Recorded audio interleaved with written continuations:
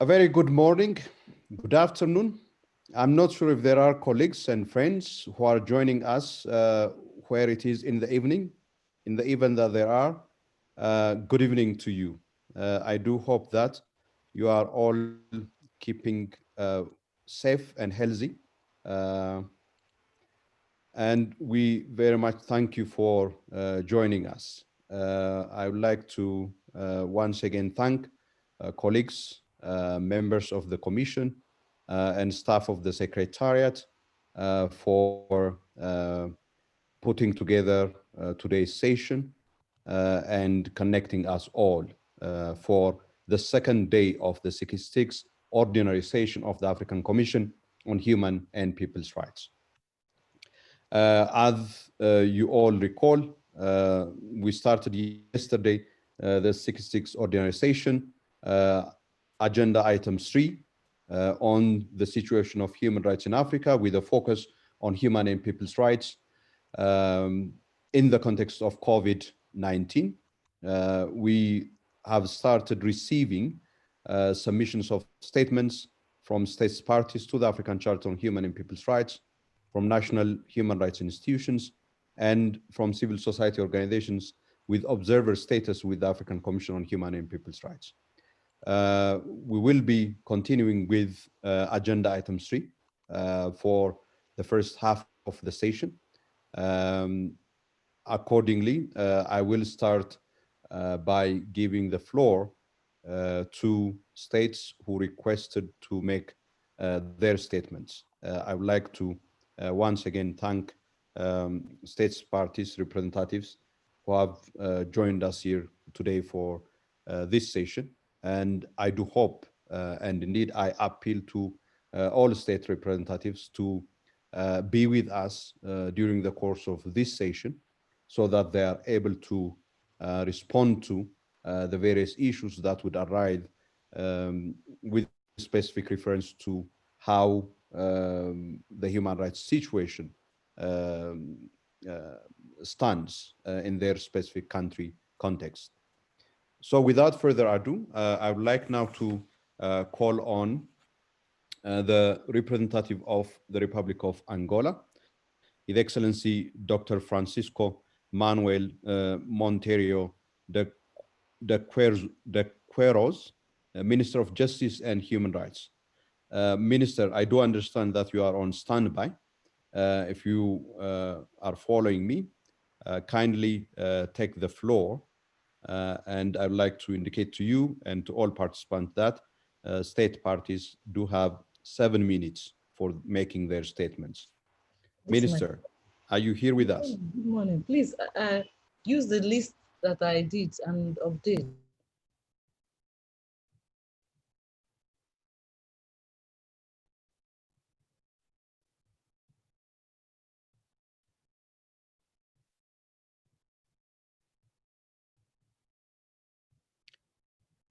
I'm calling on the Minister of Justice and Human Rights of Angola, who I understand has been on standby before we start our session. So, Minister, if you are here, I'm requesting that you take the floor to make the statement of the Republic of Angola.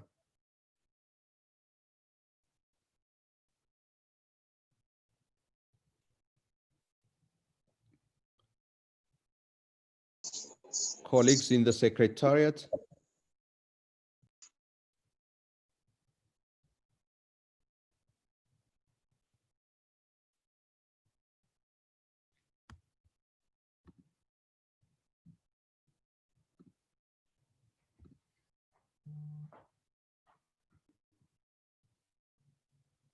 Okay, I understand that Minister of Justice and Human Rights of Angola is joining us.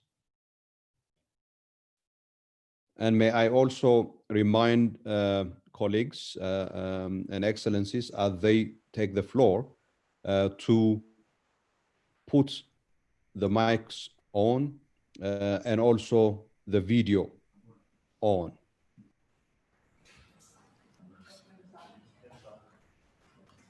Hello, Okay. I'm here. A very warm welcome, Minister. Thank you for joining us. Thank you so much. My pleasure. I will speak in Portuguese. Excelência, Senhor Presidente, Comissário Solomon Aile Derso, honoráveis comissários, ilustres representantes das organizações da sociedade civil, minhas senhoras e meus senhores.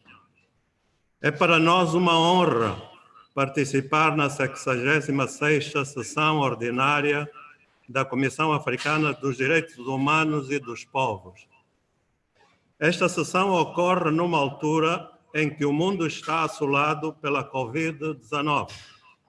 Lamentavelmente, até o dia 13 de julho de 2020, esta pandemia já ceifou a vida de mais de 570 mil pessoas em todo o mundo, sendo que 12.443 óbitos ocorreram no continente africano. Angola registrou 525 infectados e 26 mortes até a mesma data. A pandemia veio revelar as fragilidades do sistema mundial de concertação e coordenação para fazer face a calamidades mundiais e para preservar o direito humano mais fundamental, que é a vida. Não raras vezes este direito viu a sua proteção ceder perante interesses econômicos imediatos. Isto deve alertar-nos para a necessidade de revermos os mecanismos de concertação mundial e os critérios internacionais para colocar a vida humana no topo das prioridades. Apelamos a uma ação conjugada dos Estados, organizações internacionais, regionais e nacionais no combate coordenado à pandemia.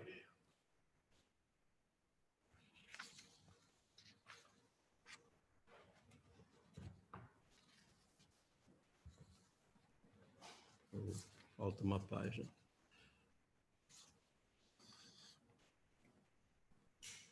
Excuse me.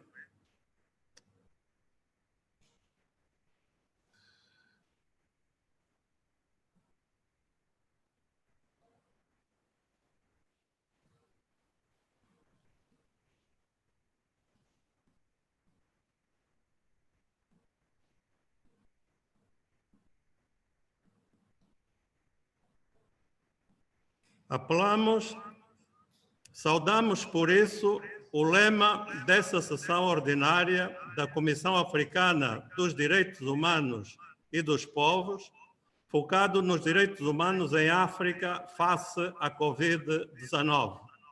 Senhor Presidente, minhas senhoras e meus senhores, permitam que aproveitemos esta oportunidade para informar que o Estado angolano tem trabalhado arduamente para fazer face à pandemia, tendo tomado medidas proativas no sentido de prevenir e combater a propagação da mesma no território nacional. No mês de fevereiro deste ano, assim que se declarou o estado de pandemia mundial, Sua Excelência, o Presidente da República, criou a Comissão Interministerial para a Resposta à Covid-19 e aprovou o Plano Nacional de Contingência para o Controlo da Pandemia do Coronavírus. De entre as várias medidas adotadas, destaca-se a obrigatoriedade de observação da quarentena domiciliar e institucional a todos os cidadãos que entram no território nacional oriundos de países com contaminação comunitária. No dia 25 de março, foi declarado o estado de emergência e definidas as medidas de exceção temporárias tendentes à prevenção e ao controlo da propagação da pandemia.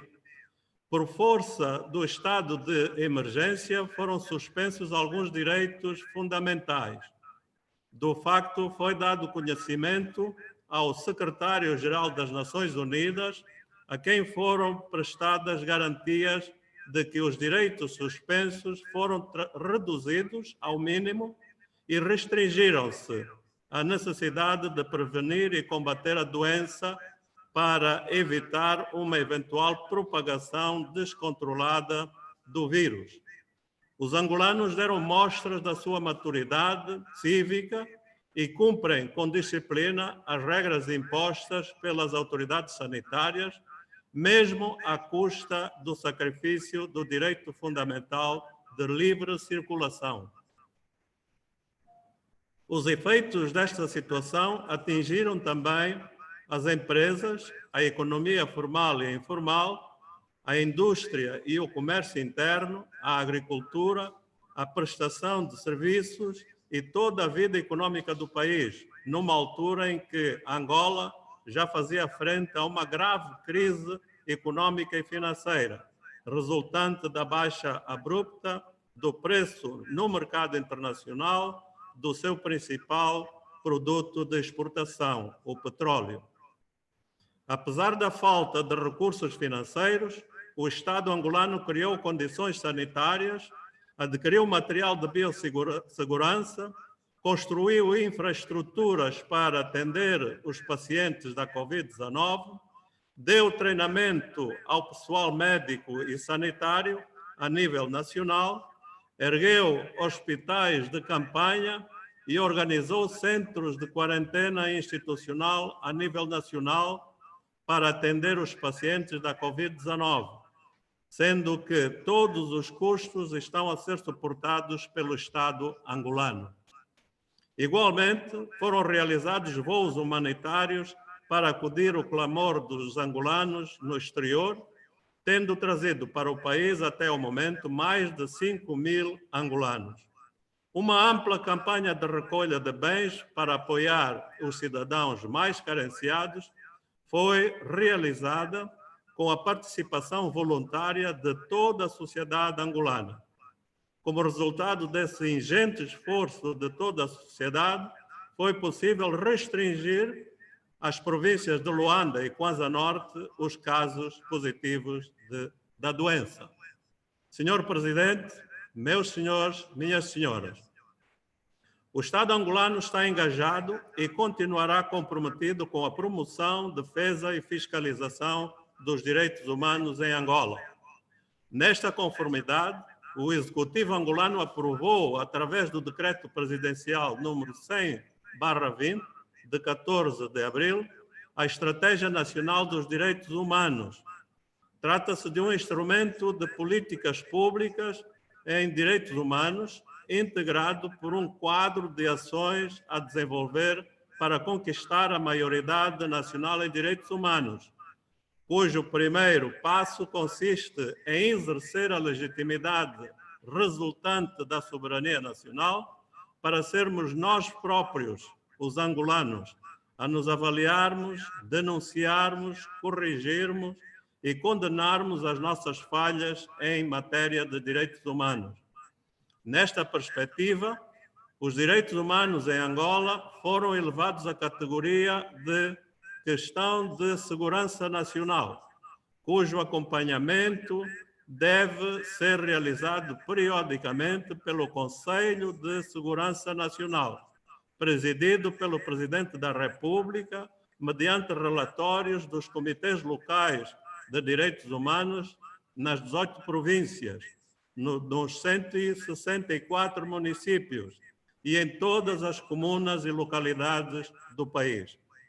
Integra esta estratégia o Plano Nacional de Combate ao Tráfico de Seres Humanos, aprovado pelo Decreto Presidencial número 31/20, de 14 de fevereiro. Como medida de encorajamento para a promoção dos direitos humanos, foi aprovado o Prémio Nacional de Direitos Humanos, para estender a todos os cidadãos o conhecimento dos fundamentos científicos dos direitos humanos.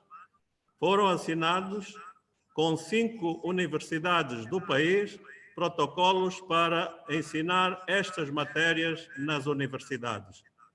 O mesmo exercício será feito no ensino de base e médio, através de protocolos a estabelecer com o Ministério da Educação.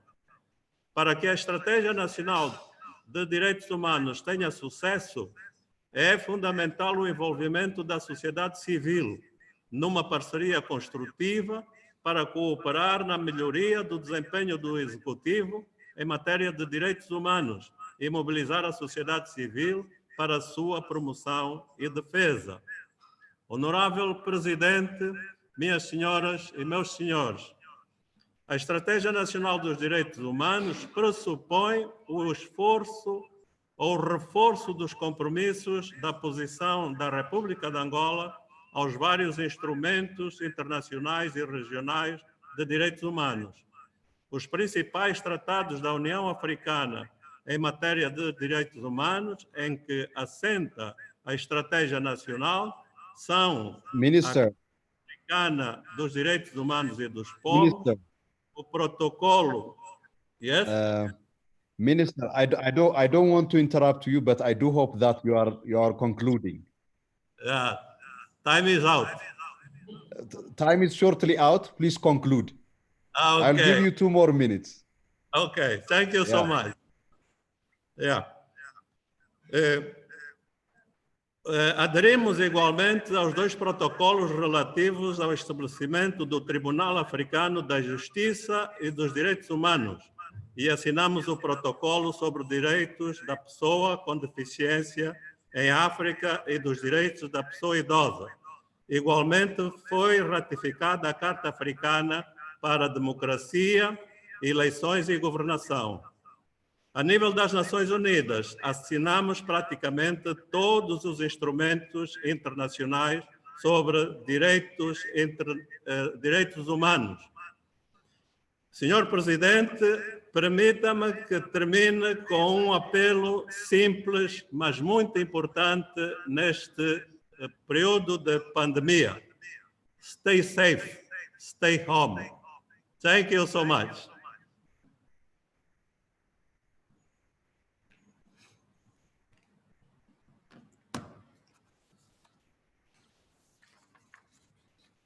Thank you very much, Minister, for your statement, for informing us about the measures that Angola has adopted in order to protect people in Angola from the threat that COVID poses to their lives and their health, including the declaration of state of emergency and the accompanying measures that led to, as you pointed out, to restrictions of various rights, particularly in terms of movement. We do hope, as you have pointed out, that these restrictions comply with the principles of necessity, legality, and proportionality within the framework of the African Charter on Human and People's Rights. And as you have rightly pointed out, this has had very serious consequences for the informal economy and many other sectors of the economy in Angola. And given the sharp decline in oil revenue, the COVID-19 impact is felt not just in the health sector, but also across the entire economy in Angola.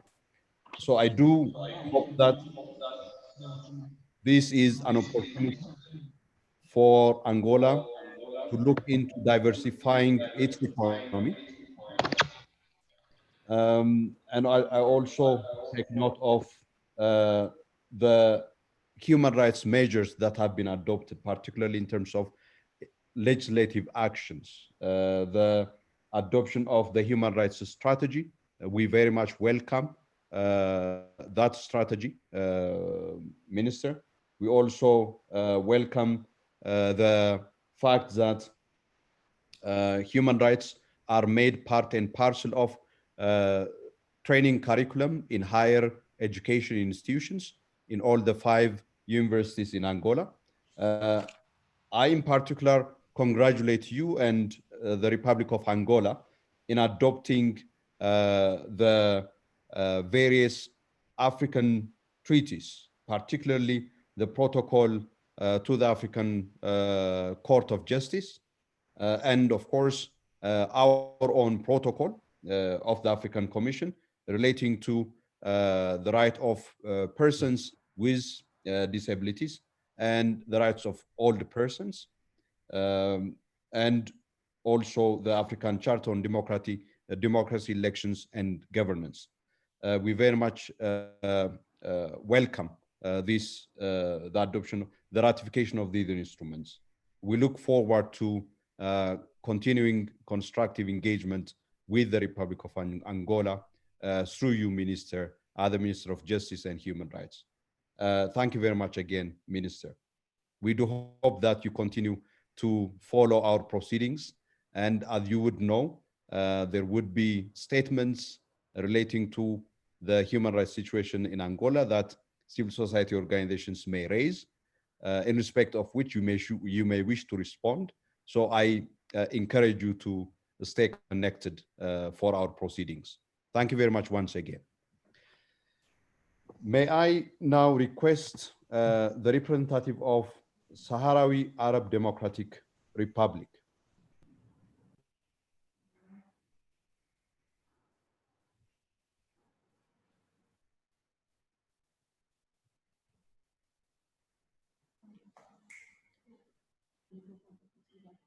I'm not sure if we have the representative of the Republic of Sahrawi Arab Democratic Republic.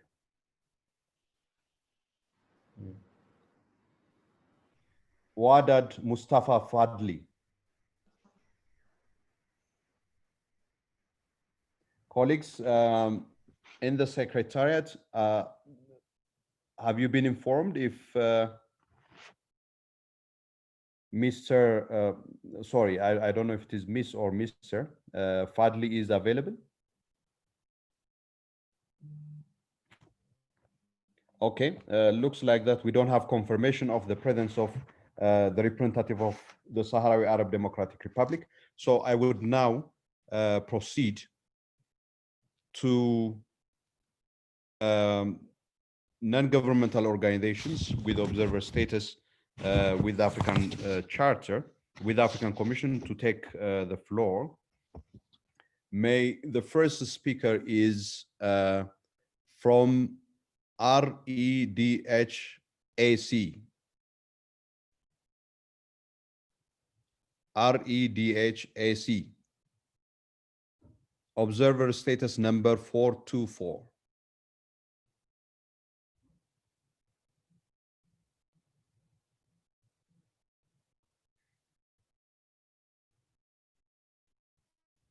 Do we have, I think, Madam Maximilian Mbe?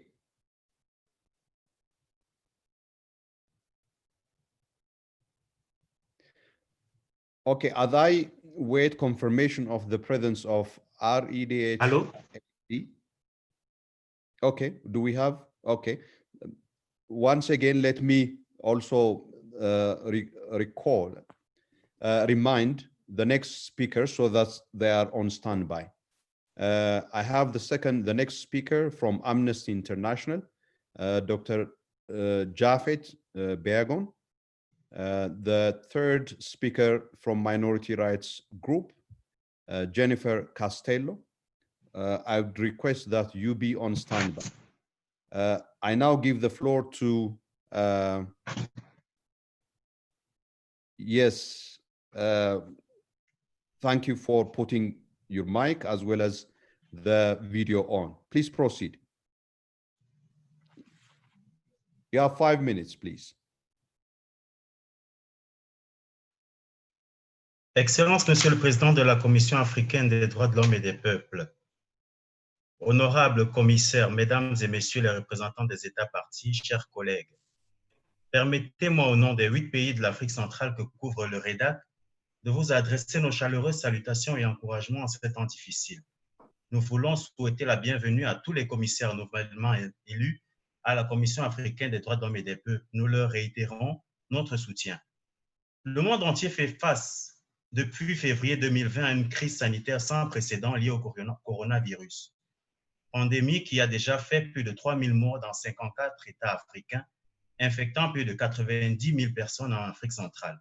Monsieur le Président, nous félicitons la Cour constitutionnelle de la RCA qui a rejeté le projet de loi des partis de la majorité présidentielle qui appelait, sous le prétexte de la lutte contre la COVID-19, à la modification de la Constitution pour proroger le mandat du président Touadéra et reporter l'élection présidentielle de décembre 2020. Nous félicitons aussi le président Paul Biya qui a rendu public les résultats de la commission d'enquête dans les tueries de Ngarbou, qui a reconnu la responsabilité de certaines forces de sécurité. Nous nous félicitons également de l'arrestation par l'armée camerounaise de 2 présumés assassins de la gardienne de prison Florence Ayafor. Nous appelons à un procès équitable pour ceux-ci.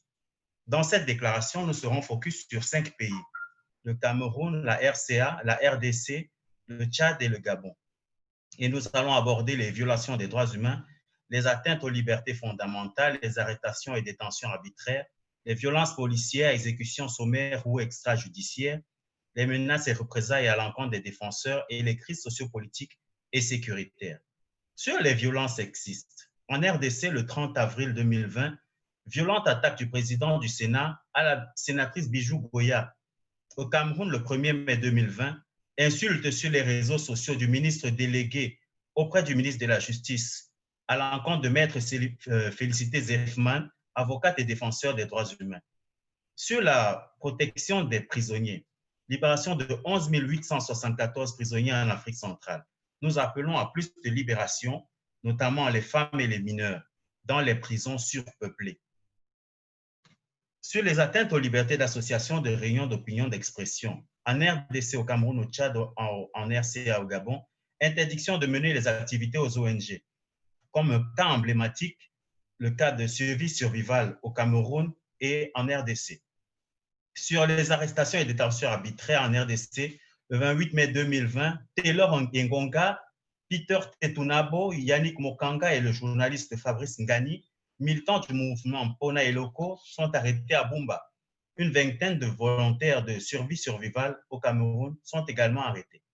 Sur les violences policières, gendarmerie et exécutions sommaires et extrajudiciaires, au Gabon, Blivi Cédric, 29 ans, est arrêté et assassiné par la police judiciaire à Libreville. Le colonel Guy Rengema est victime d'exécution sommaire le 26 mai 2020. En RDC, le 7 juin 2020, Bienfait Mutambo Boulambo, 16 ans, et Kambale Loingo Freddy Marcus du mouvement citoyen Lucha est tué à balles réelles par la police à Beni et à Bukavu. Au Cameroun, Cyril Essouba et Panda, étudiants, tués à balles réelles par une femme gendarme à Bafou Jeng. Sur les menaces et représailles à l'encontre des défenseurs, journalistes et activistes, l'utilisation des nouvelles technologies numériques, les lois antiterroristes sont de plus en plus utilisées contre les défenseurs et les journalistes, les activistes en toute impunité. La présomption de culpabilité est devenue la règle à la place de la présomption d'innocence. Autre défi, la montée des propos haineux, la désinformation et la prolifération des fake news, la surveillance en ligne, les campagnes de dénigrement orchestrées d'une part par les autorités et d'autre part par les groupes armés. Sur les crises sociopolitiques et sécuritaires au Cameroun, en RDC, au Tchad et au Gabon, la commémoration de l'Union africaine faire taire les armes en Afrique en 2020 n'a pas été suivie de fait. Au contraire, les armes tournent plus que jamais au Cameroun du fait de la crise dite anglophone, et au Cameroun et au Tchad, le Cameroun et le Tchad subissent des attaques de la secte terroriste Boko Haram. Monsieur le Président, le REDAC recommande à la Commission d'appeler les États d'Afrique centrale à respecter les dispositions de la Charte africaine des droits de l'homme et des peuples, ainsi que tous les instruments connexes, intensifier les campagnes de sensibilisation pour l'appropriation des lignes directrices sur la liberté d'association et de réunion en Afrique, libérer purement et simplement les défenseurs, des journalistes, les prisonniers politiques, Mota Vamulke au Cameroun, le général Moukoko au Congo, ainsi que tous les autres prisonniers politiques, y compris ceux du nord-ouest et sud-ouest du Cameroun. Demander aux États de l'Afrique centrale d'adopter des lois portant protection des défenseurs, journalistes et activistes en Afrique centrale. Aussi, le REDAC vous recommande d'encourager les États d'Afrique centrale à lutter efficacement contre l'impunité dans les zones de conflit, mettre en place de vrais mécanismes pour faire taire définitivement les armes dans ces pays en acceptant une mission d'établissement des faits de la Commission africaine en collaboration avec les commissions nationales des droits de l'homme et les organisations de la société civile pour une paix durable. Pour le cas spécifique du Cameroun, rendre les conclusions de l'enquête sur la mort du journaliste Ouazizi afin de permettre à sa famille d'organiser avec dignité ses obsèques. Enfin, your time is up. Enfin, le REDA recommande à la Commission de prendre les résolutions pertinentes pour les élections présidentielles libres et transparentes qui respectent les dispositions de la CADEC. Nous vous remercions pour votre aimable attention, Monsieur le Président. Merci beaucoup. We take note of the various human rights issues that you have highlighted in your statement in the context of the countries in the Central African region, including arbitrary arrest, extrajudicial killings, gender-based violence, the question of protection of the prison population, particularly in the context of COVID, the curtailment of NGO activities, and of course, hate language and expression, as well as the need for addressing impunity in the context of particularly conflict and violence in the countries affected by conflict and violence, specifically and most notably the situation in Cameroon. Thank you very much once again for your statement. May I now call on Amnesty International Observer Status Number 1, Dr. Jafet Biagon.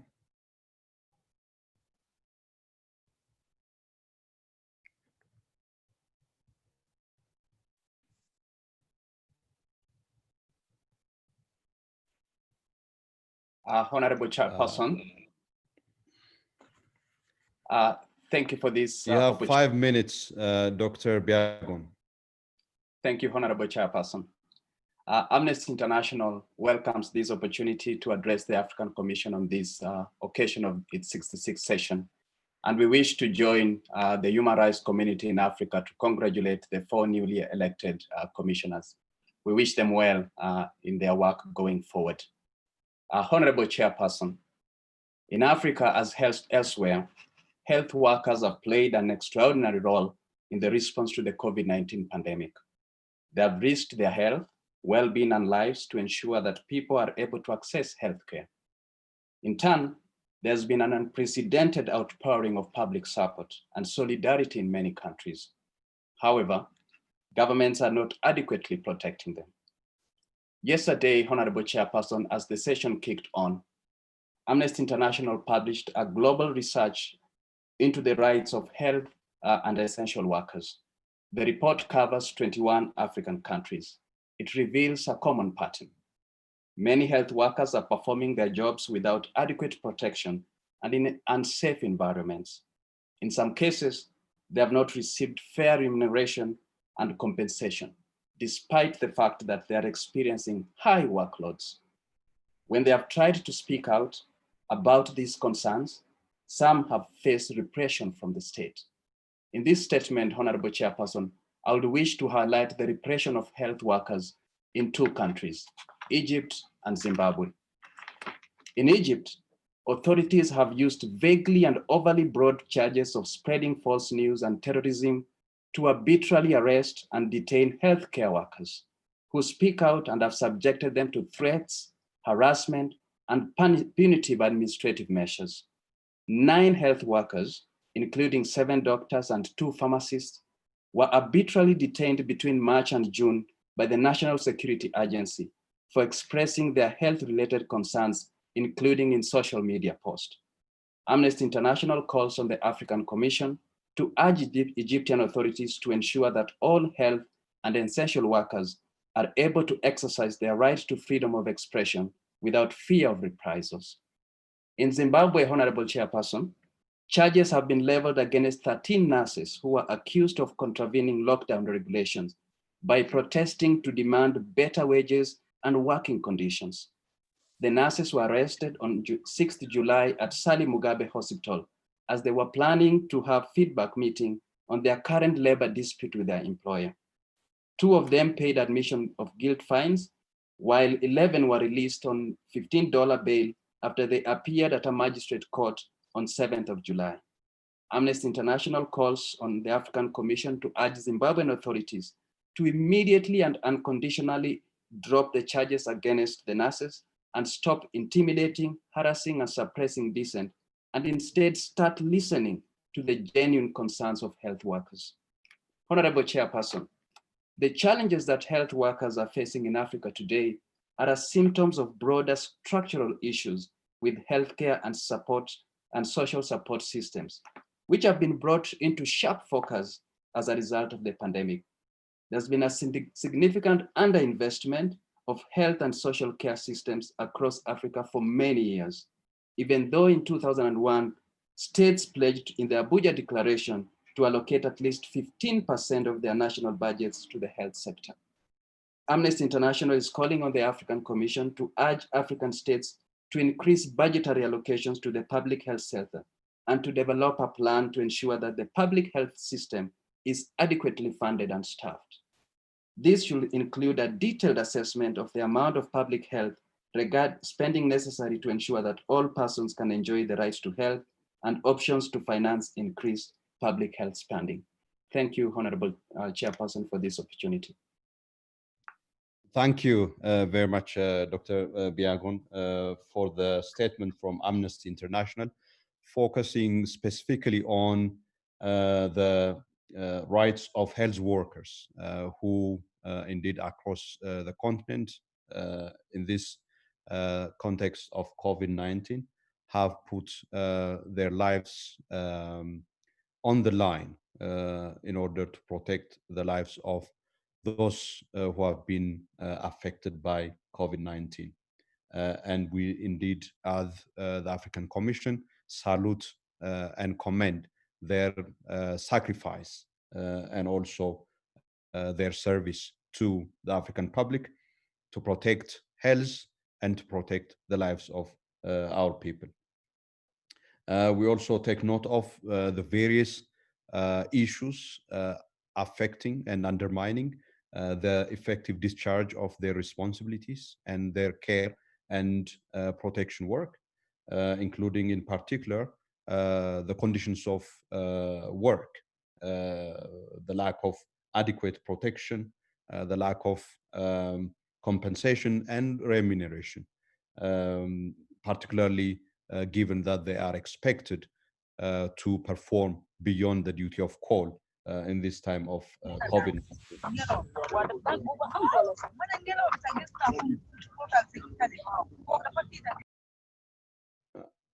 Thank you, A12, for putting that off. And we also take note of the country-specific situations that have been highlighted in specific reference to 9 health workers in Egypt and 13 nurses in Zimbabwe. We also take note of, importantly, as well, the structural situation of the health system on the African continent, resulting from underinvestment in health services and in failing to meet the Abuja Declaration of 15% of GDP spending for the health services. Thank you for that again. And may I now ask Center for, Minority Rights Group, please. Do we have Jennifer Castello, Minority Rights Group? Thank you, A12. All right. Observer status number 264. Please proceed. You have 5 minutes. Hello. Down. Good morning. Thank you. Thank you, Mr. President. Put on the video, please. Sure. Thank you.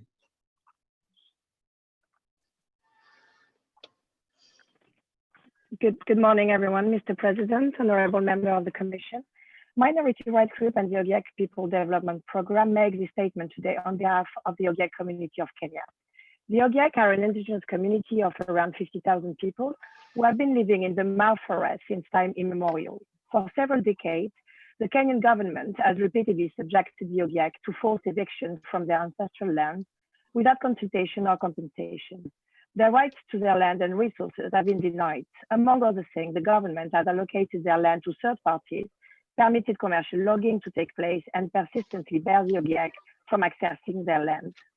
As you already know, on 26 May 2017, the African Court rendered a judgment in favor of the Ogiek in a case against Kenya.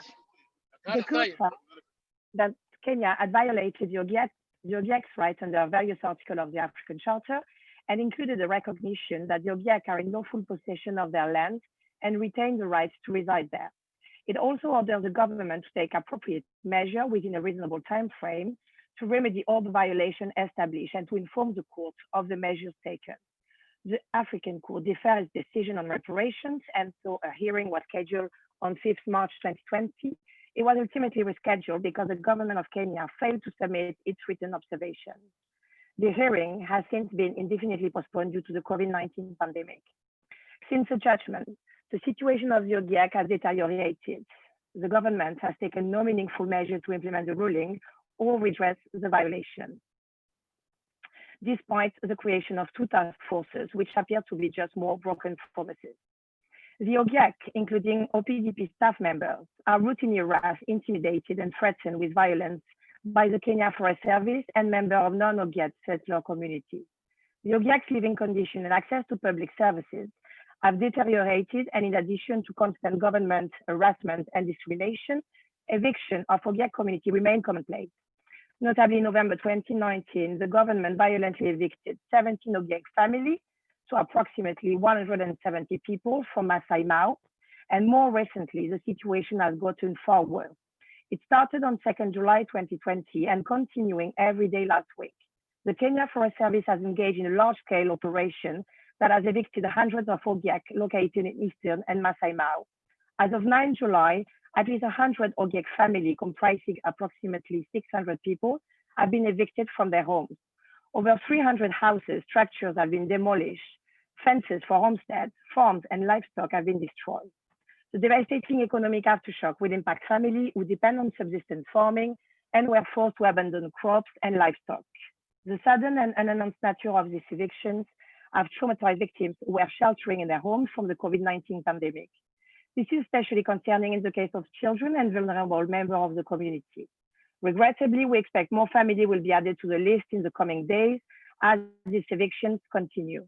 The Kenya Forest Service asserts that affected members of the Ogiek community are illegal settlers, contradicting the clear language of the judgment, which held that indigenous people, the Ogiek, have a right to use and occupy their ancestral land in the Mau forest.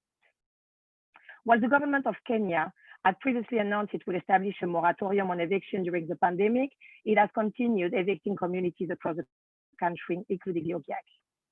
The large number of people affected will inevitably result in overcrowded living conditions where the spread of the virus will do more harm. Therefore, the Ogiek people today urge the Kenyan government through the Commission to put an immediate end to the eviction currently taking place on Ogiek lands, to provide for the return of land gazetted or otherwise taken without the free, prior, and informed consent of the affected Ogiek people, and to fully comply with the African Court judgment of May 2017, and to finally recognize and promote the right of the Ogiek to their land and their role in the traditional management of their forests. We thank you. Thank you for your statement, Minority Rights Group International, focusing specifically on the Ogiek group communities in the Republic of Kenya, particularly the human rights issues relating to their ancestral land, the implementation of the judgment of the African Court on Human and People's Rights relating to the Ogiek right to their ancestral land, and issues in particular arising in recent period, particularly relating to the eviction, the reported eviction of the Ogiek, including leading to the demolition of their houses, thereby creating conditions for their exposure to contracting COVID-19. And also the request for the Republic of Kenya to stop the eviction of the OGEC. Thank you once again. The next speaker on the list is Center for Reproductive Rights, observer status 358. Do we have Oniam Afulukwe?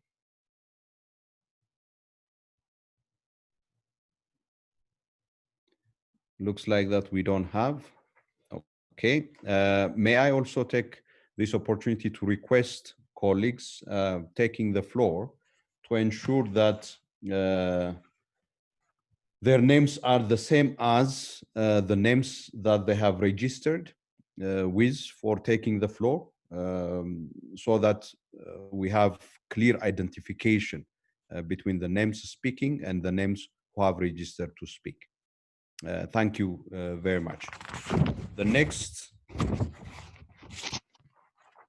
next one is Africa Freedom of Information Center. And this is registration observer status number 434.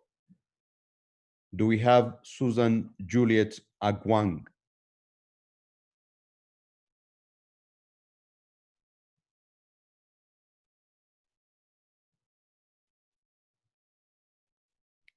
I'm not sure if we have Africa Freedom Information Center. Kindly indicate to us if you are available on the chat platform. The representative of, okay, I understand. Do we have Susan? Susan Agwang. Okay, Susan, if you are here, kindly proceed. You have 5 minutes, please. The next speaker is the International Federation for Human Rights. Mr. Andrew Songa, please be on standby. Susan, please proceed. You have the floor.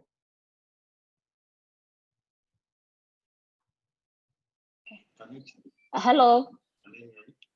Hello. Yes. Can you put the video on, please? Yes, please. I am doing that. Okay. Is that fine? Yes, please. Please proceed. Thank you. Okay. Thank you very much. The chairperson, the honorable commissioners, state delegates, ladies and gentlemen, Africa Freedom of Information Center and its members of 40 civil society organizations in 21 African countries appreciate the opportunity to address the 66th session of the African Commission on Human and People's Rights. We would like to reiterate our resolve to support the mandate of the African Commission and the Special Rapporteur on freedom of expression and access to information in Africa to advance freedom of expression and access to information in the continent. Africa Freedom of Information Center commends the efforts of the African Commission in closely following the situation of human rights during the COVID-19 crisis in Africa. In a statement issued by the African Commission's Working Group on the Rights of Indigenous Populations in Africa, state parties were called upon to make every effort to ensure access to information on the measures to prevent the spread of COVID-19, including translation into local languages of the messages and the use of accessible means of communication. Mr. Chairperson, access to information forms an integral part of freedom of expression guaranteed by Article 9 of the African Charter on Human and People's Rights and Part 4 of the Declaration of the Principles of Freedom of Expression in Africa. This year marks exactly the 18th anniversary of the Declaration of Principles on Freedom of Expression in Africa. The right to information during crisis has always explicitly existed under Article 19 of the Universal Declaration of Human Rights, which provides the right to freedom of opinion and expression. This right includes freedom to hold opinion without interference, to seek, receive, and impart information and ideas through any media and regardless of frontiers. In the event of a crisis, like the one that we are in right now, the general public has a fundamental right to be informed about what has happened, how government intends to respond, and its potential consequences. It is of particular importance for the member states to recognize the crucial role of access to information and freedom of expression. In light of the COVID-19 pandemic, we note with great concern about the continued violations of right to freedom of expression and access to information in Africa. It is disturbing and a very disturbing trend that numerous member states have curtailed the right of access to information and freedom of expression under the pretext of responding to the global pandemic. This is not only a case under regimes where access to information laws exist, but it also exists in countries where rights to information and freedom of expression are recognized. Mr. Chairperson, we thus present some of the reported cases of these violations as follows. In Egypt, for example, accusations of fake news are used as grounds for blocking access to websites and withdrawing accreditation for media houses. In Somalia, access to state-held information about COVID-19 is becoming more difficult. Some governments like Ethiopia, Egypt, and Tanzania have ordered media houses not to broadcast programs in the local dialect.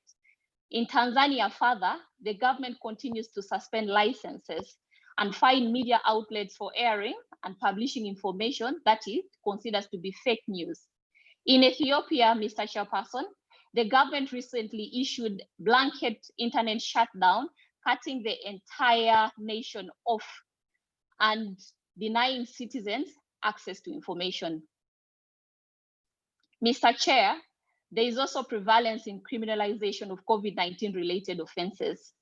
Although there is universal consensus that a criminalization of speech on matters of public concern is permissible only in very exceptional circumstances involving the gravest of threats, such as incitement of violence or hate speech, some governments, however, are using the accusations of false news on coronavirus as pretext to crack down on press freedom.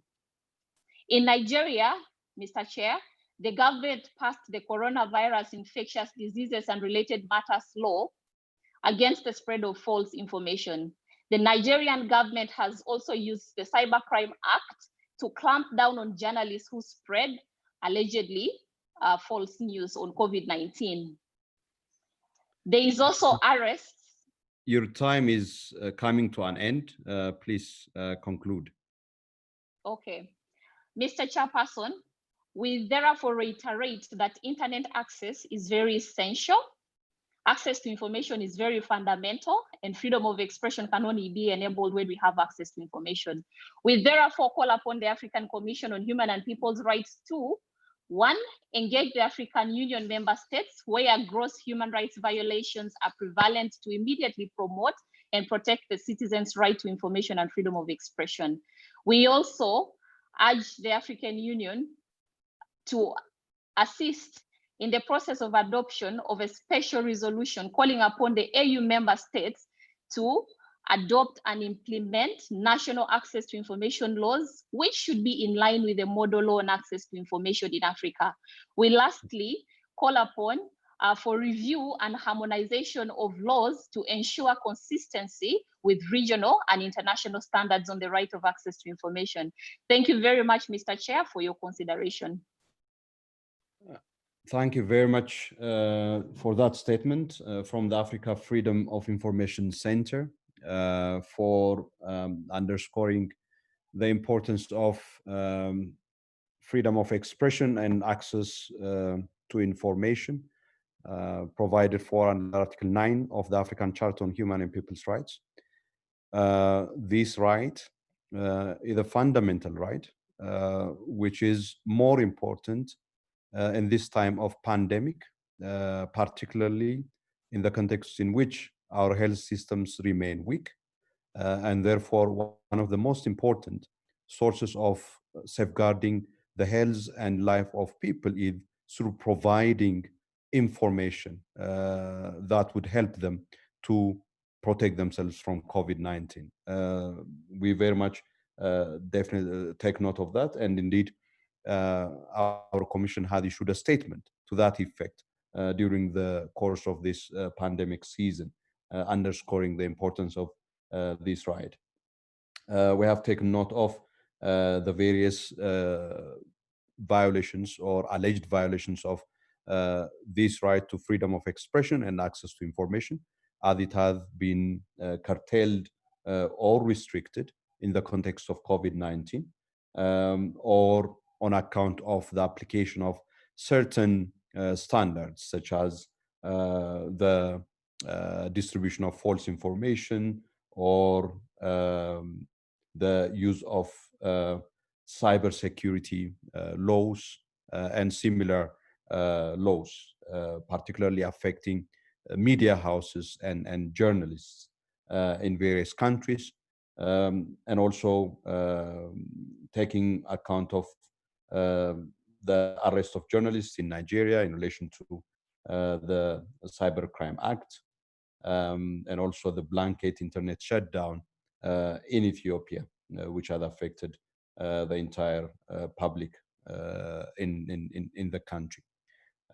We also note with appreciation the call for states parties to the African Charter to comply with the standards of the African Commission as it relates to freedom of expression and access to information, including with respect to the adoption of access to information laws and also compliance with the Declaration on Freedom of Expression and Access to Information. Thank you once again. The next speaker is from International Federation for Human Rights, Observer Status number 22, Mr. Andrew Songa. I see on the chat box, Andrew has confirmed his availability. Mr. Andrew, kindly take the floor, put the video on.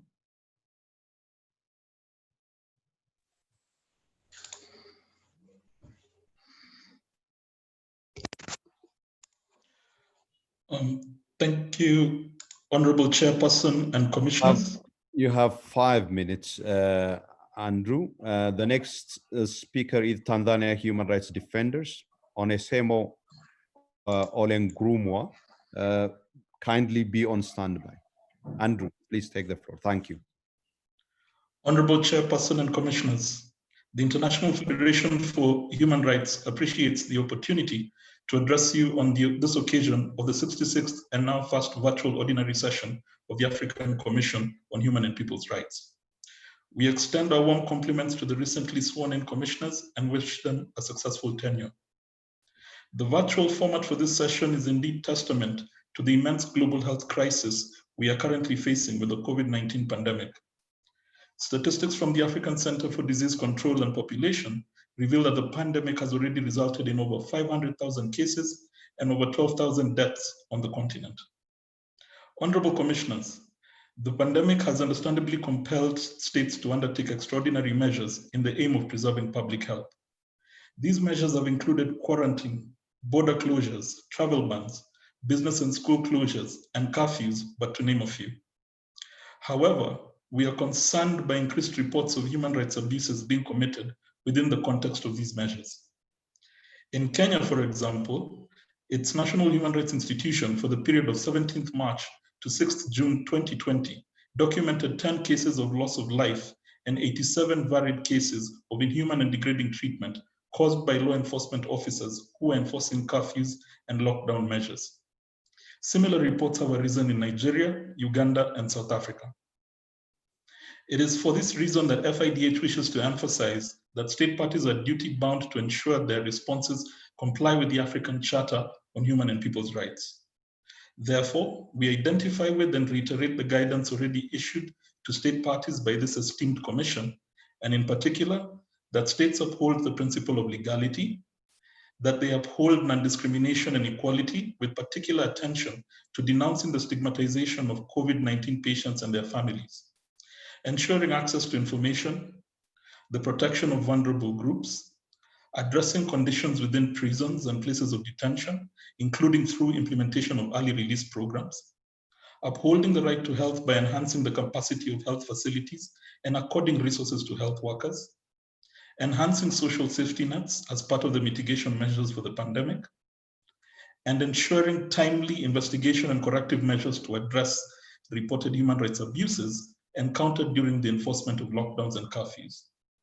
Overall, states must take this opportunity to transform their economies towards social equity, delivery of basic services to the people, and sustainable development. Honorable Commissioners, let me take this opportunity to raise some contemporary issues of concern that have been accentuated by the pandemic. 2020 is a pivotal year for elections in Africa, and the COVID-19 pandemic has occasioned states to evaluate whether they're in a position to hold elections in the face of public health risks. Some, such as Mali, Burundi, and Malawi, have proceeded to carry out elections, while others, such as Ethiopia, have postponed their elections. In countries like Guinea and Cote d'Ivoire, where elections are scheduled for October this year, national authorities expressed their willingness to respect the electoral timeline, even though the implementation of the various stages of the electoral process is facing challenges. As state parties continue to grapple with this issue, we urge that they adopt an inclusive and consultative approach by involving both state and non-state actors, while also ensuring that they do not make politically expedient but extra legal decisions related to the electoral process. Should elections proceed, they must be free of human rights violations and adhere to the standards of free, fair, and credible elections as advanced in the African Charter on Democracy, Elections, and Governance. In this regard, we applaud the actions of Malawi's Judiciary and Electoral Commission for demonstrating the centrality of independent institutions in the electoral process. We also wish to raise concern with regard to the diminished civic space witnessed in the Burundi elections, as well as currently being witnessed in the run-up to the Tanzania and Uganda elections. We call on the Commission to remain seized of the election issue and to advance a holistic election monitoring approach alongside other AU organs. Honorable Commissioners, peace and security remains high on the agenda, as seen in the theme for the year Silencing the Guns. We wish to underscore the centrality of justice frameworks in addressing the underlying issues and bridging the impunity gap in conflict situations. It is for this reason that we call for greater efforts to be undertaken. Mr. Songa, your time is up. Kindly wrap up, please. Yes, thank you, Chair. We call for greater efforts to be undertaken to operationalize Chapter 5 of the Revitalized Agreement for South Sudan on Holistic Transitional Justice Processes, and similarly call for a comprehensive justice agenda for the Sudan transition. We also draw the attention of the Commission to migration challenges in the midst of the COVID-19 pandemic and urge that state parties ensure that their response measures, border closures, do not violate the rights of refugees, asylum seekers, and other forced migrants. To this end, we advocate that the assessment of state parties be undertaken in accordance with the 8 key pillars of the Migration Policy Framework for Africa and Plan of Action. Mr. Songa, I'm going to stop you, please. Let me just finalize by reiterating our warmest compliments and assuring you of our support as you discharge your mandate during these trying times. I thank you. Thank you for the statement from Federation for International Federation for Human Rights, FIDH, on the various issues relating to COVID-19, and also reiterating the 12 points that have been highlighted and elaborated in the 24 March 2020 statement of the Africa Commission on Human and People's Rights as a relevant guideline for states to comply with human rights as they fight COVID-19. And also the reference made to the need for transforming the economies of the countries of the continent with a focus on social equity, provision of social services, and the points relating to particularly elections and human rights in the context of decisions that states have to make on whether to continue with scheduled election timelines in the context of COVID, or whether they postpone those schedules, since this decision would have serious consequences for human rights, including the right to participate in elections by the electorate. And we join you in commending the Malawi judiciary for the commendable and exemplary role that they have played for upholding credible, free, and fair elections in Malawi under difficult circumstances. Also, the points highlighted in relation to conflict situations and the justice dimension of it in relation to two countries, particularly South Sudan and Sudan. Thank you once again for that. Do we have the representative of Tanzania Human Rights Defenders?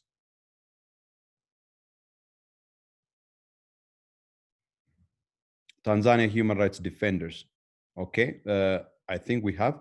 This is an NGO with observer status number 470.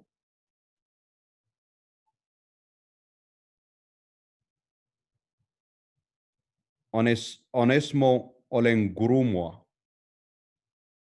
Apologies about your name, but can you take the floor?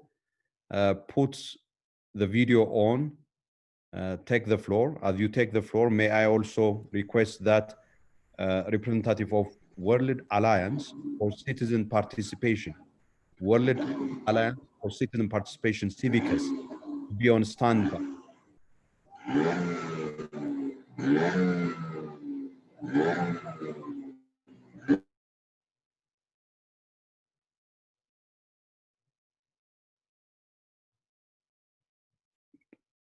Can the representative of Tanzania Human Rights Defenders take the floor, please?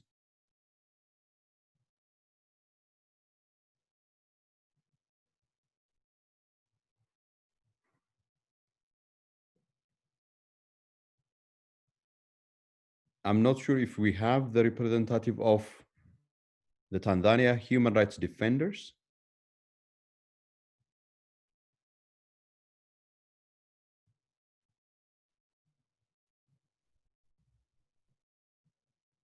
Okay, I'm going to request the next speaker from World Alliance for Citizen Participation,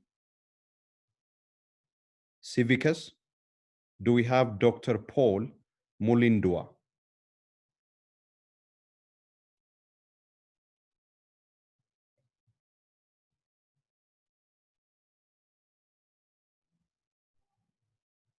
Representative of World Alliance for Citizen Participation.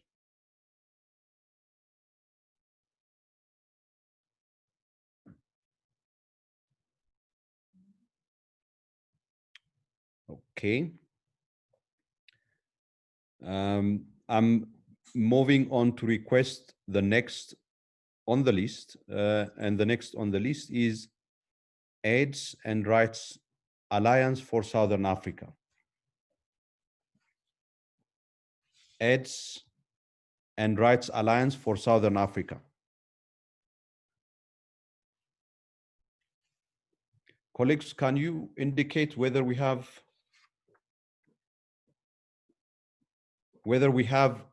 the representative of AIDS and Rights Alliance for Southern Africa?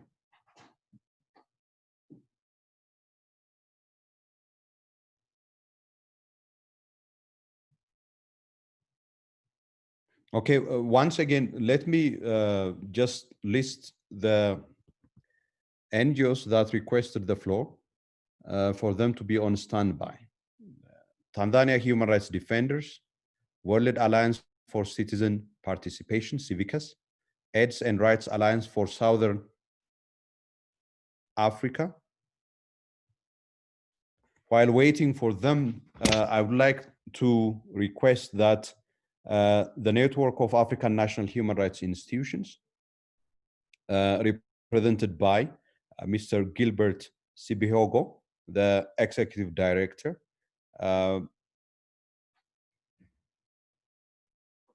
requested to take the floor. Mr. Gilbert, are you with us? Yes, sir. Okay, you are very Honorable Chairperson. You are welcome. Thank you. Thank you, Honorable Chairperson, Honorable Commissioners, representative of states, dear colleagues and friends. I would like to thank you for the opportunity to speak at this occasion of the 66th Ordinary Session of the African Commission. Would like, first of all, to join our voice to the entire human rights community to congratulate the new commissioners for their appointment, and we assure them of our support as they discharge their mandate.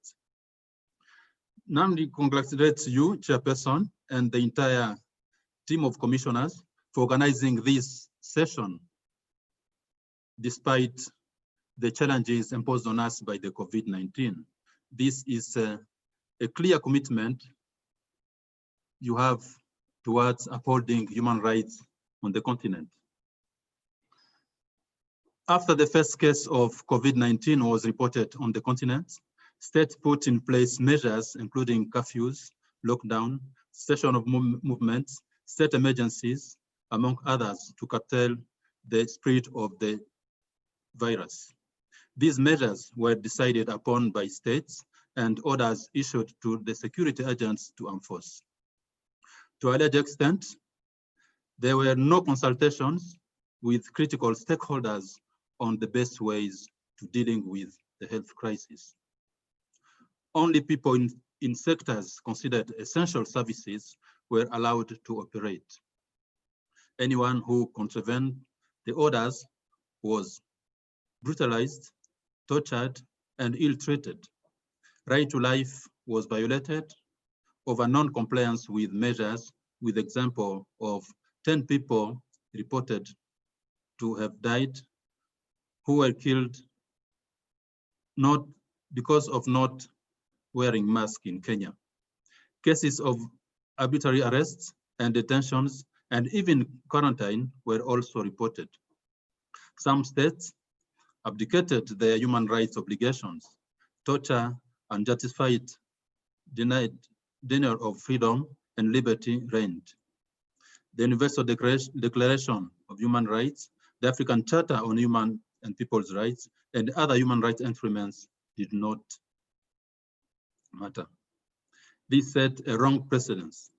Without monitoring documentation for accountability, impunity ruled.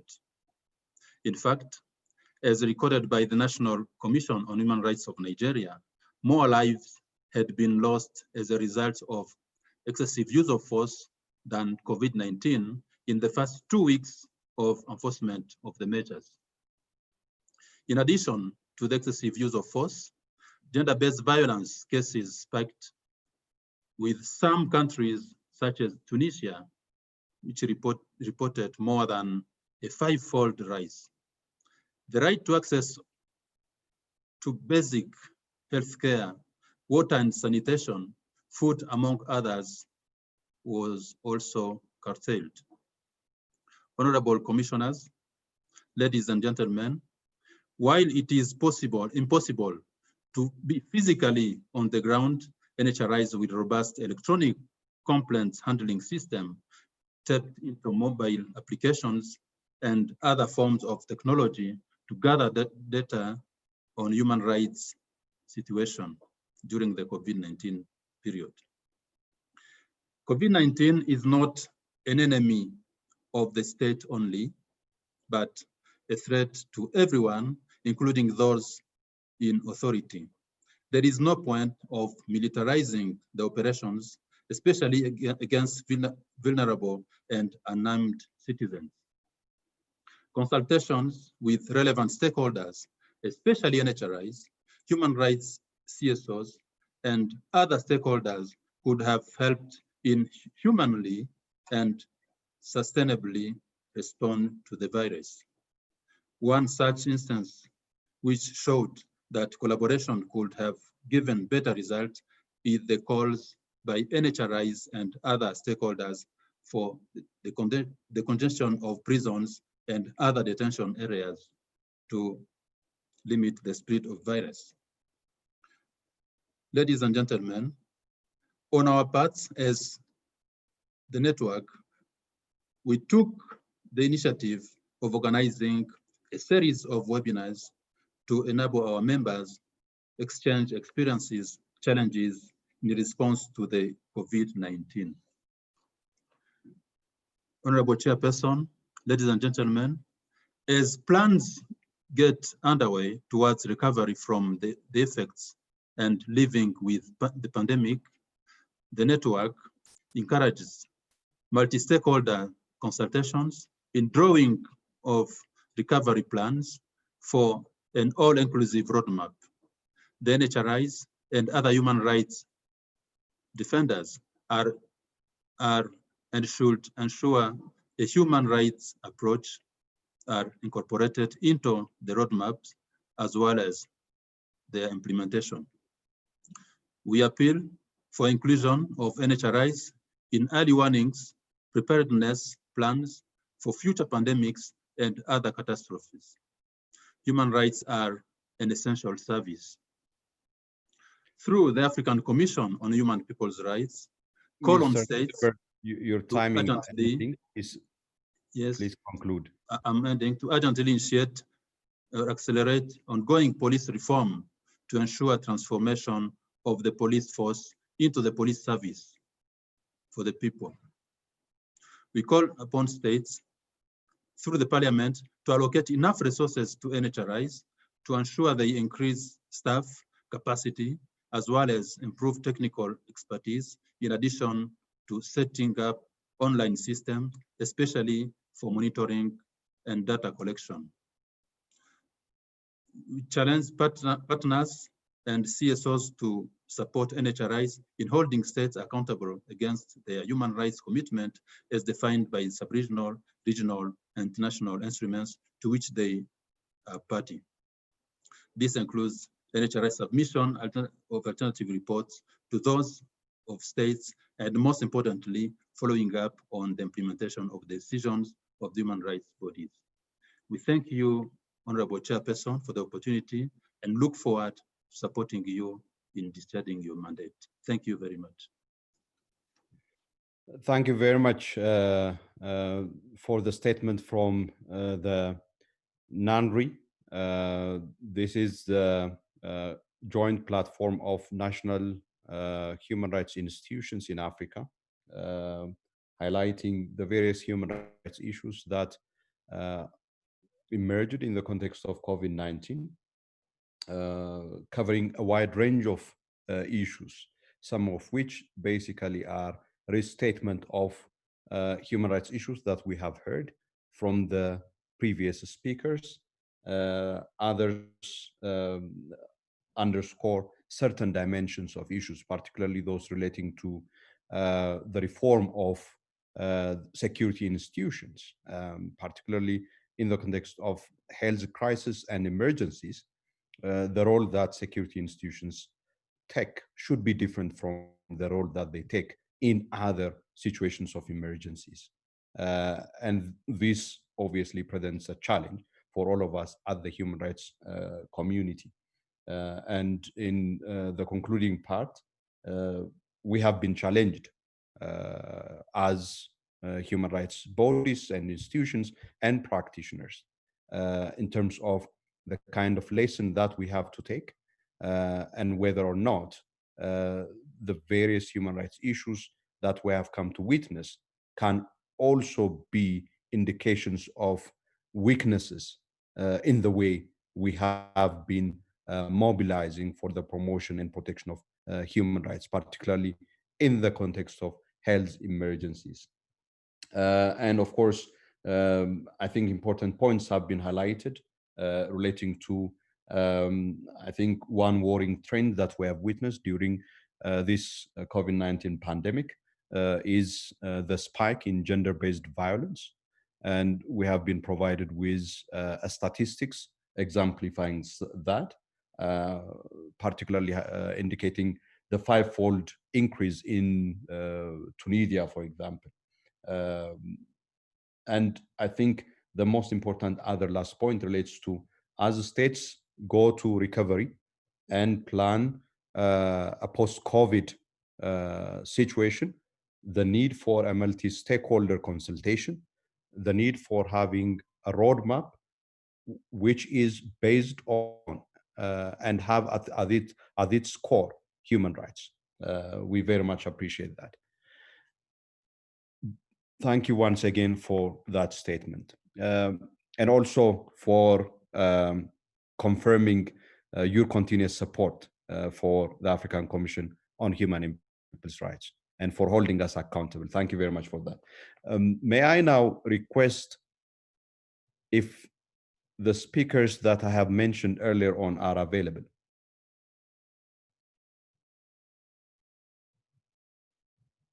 Do we have Civicus with us?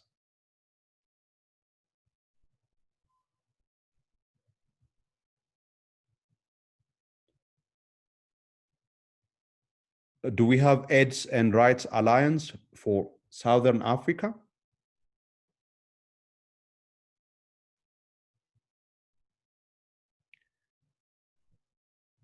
Do we have Asocio Construndo Comunidades? Apologies about the pronunciation problem there. Harmengidlo Swasa.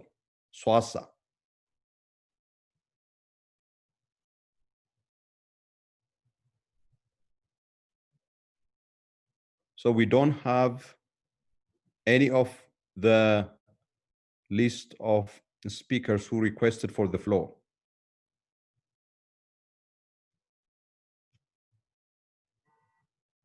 Let me once again confirm whether we have the Tanzania Human Rights Defenders,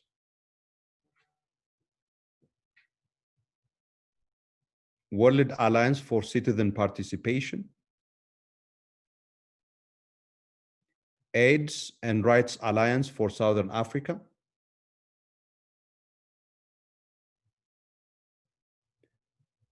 Asociação Construndo Comunidades,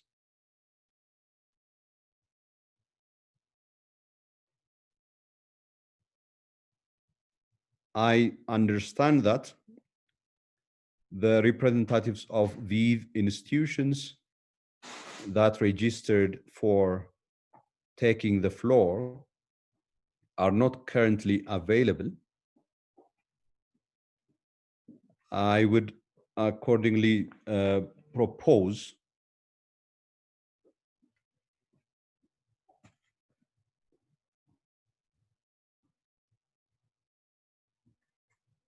okay.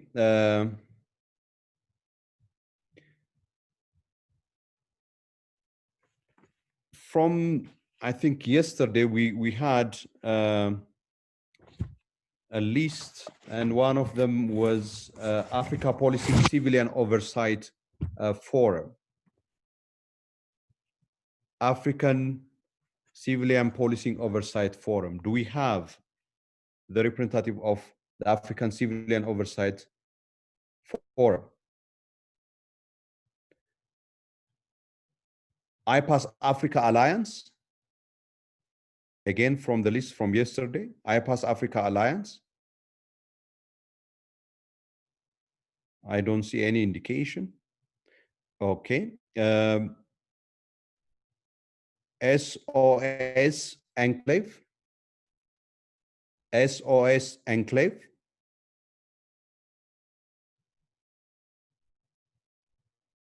Observer status 148.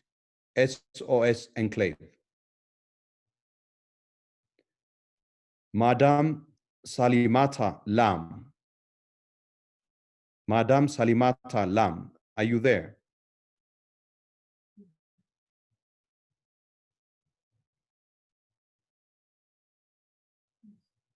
Madam Salimata Lam, kindly put the speaker on, unmute your speaker, kindly put on the video as well.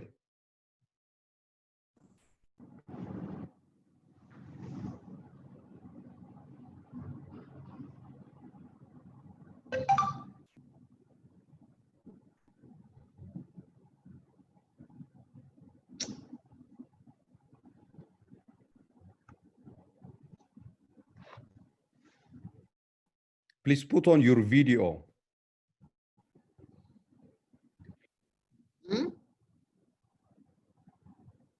Your video is off. Can you put on your video, please?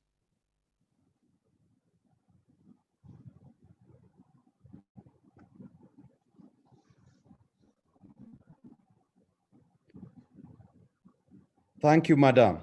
You are very welcome, and kindly take the floor. You have 5 minutes, please. Thank you. Merci beaucoup. Merci, Monsieur le Président, de l'opportunité que vous offrez à nos associations et à la société civile. Merci, honorable commissaire. Je suis Salima Talam, coordinatrice de SOS Esclaves, organisation mauritanienne qui travaille à l'éradication de l'esclavage par ascendance et ses séquelles. SOS donc a l'honneur d'attirer l'attention de la Commission sur 4 aspects de traitement de l'esclavage en Mauritanie.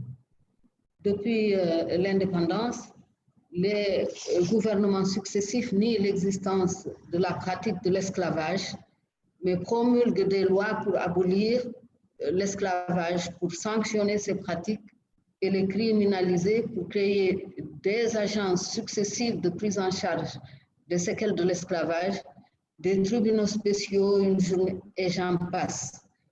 Mais par ailleurs, continuent de proclamer officiellement l'inexistence du phénomène et traitent les associations d'inventeurs de cas d'esclavage.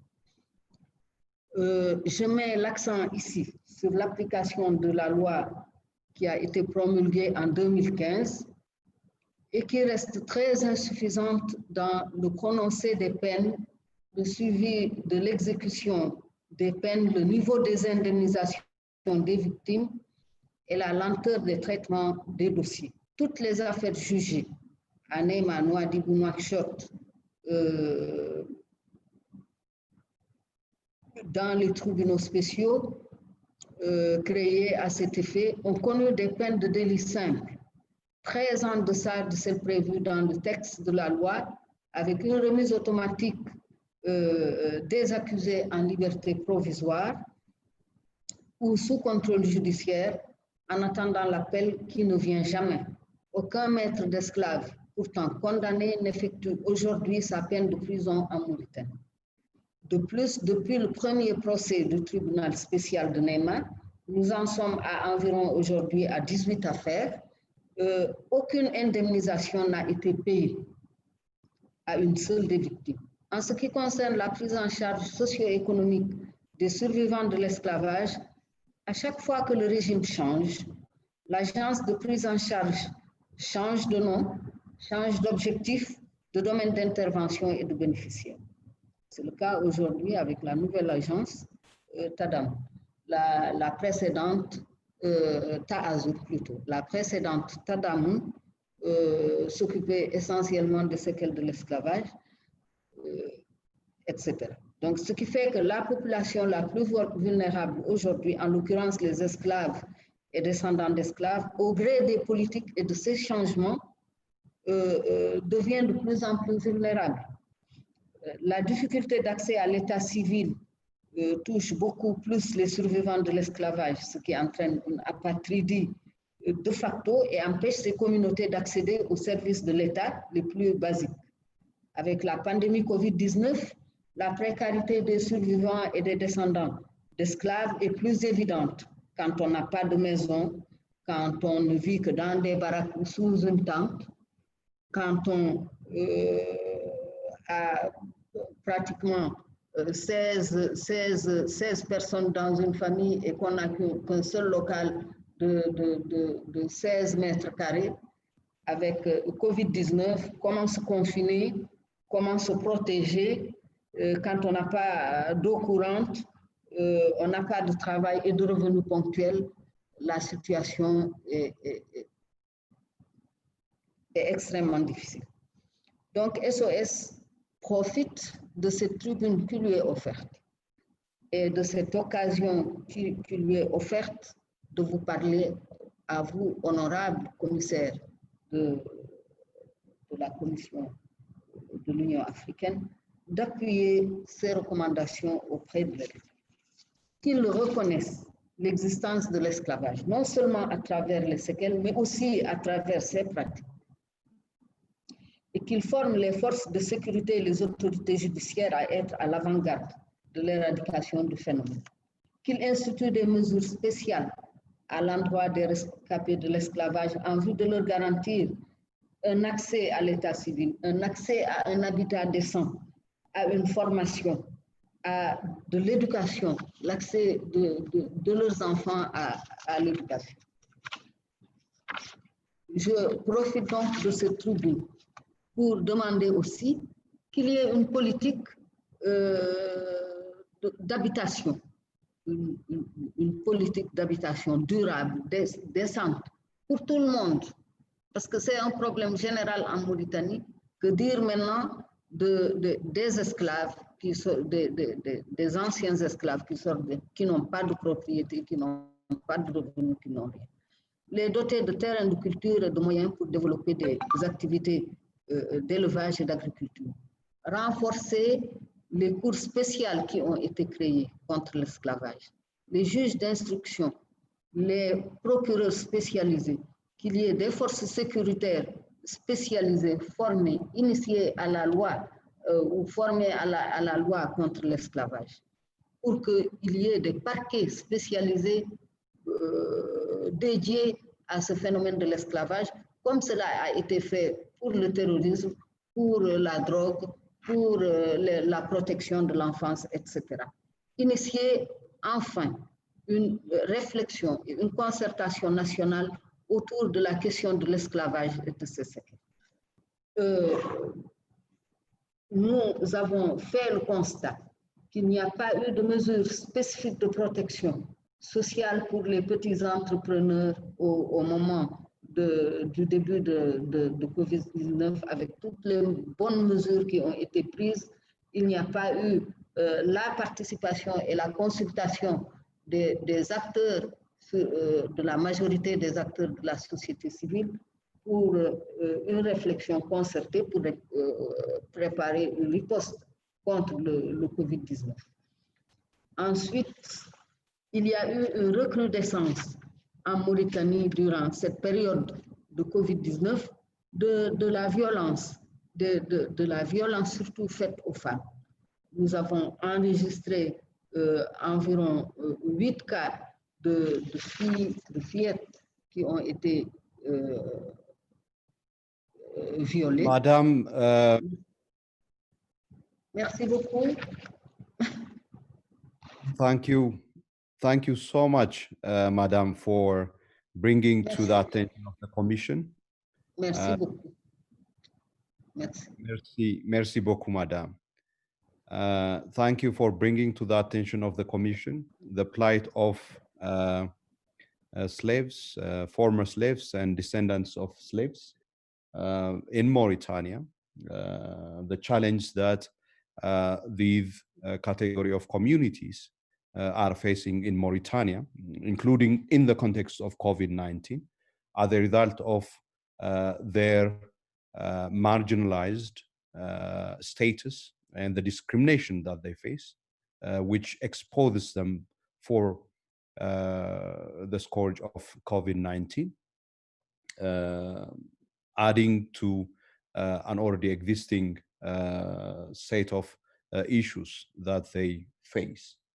We take note of the issues that you have highlighted relating to the effectiveness of the 2015 law against slavery in Mauritania, and also issues relating to the effective implementation of that law, including the implementation of sanctions by the special court that has been put in place for that purpose. We, in particular, take note of the lack of birth certificates, the lack of housing, which in the context of COVID, of course, makes it impossible for people without adequate registration and documentation to have access to public services. So we take full note of these points. and also the issues relating to, I think, community participation. I think this is one of the themes that has been coming across from various statements in terms of responding to health emergencies. The need for community participation, civil society involvement is critical, particularly in the African context where we have weak health systems. I think we are close to the time for concluding this part of the session. We will continue to receive the outstanding statements when we come back after the break. That would be the time when we will be also having the panel discussion where members of the African Commission on Human and People's Rights who have initiated relevant tools of the Commission in responding to the various human rights issues that have been outlined in the course of yesterday and this morning.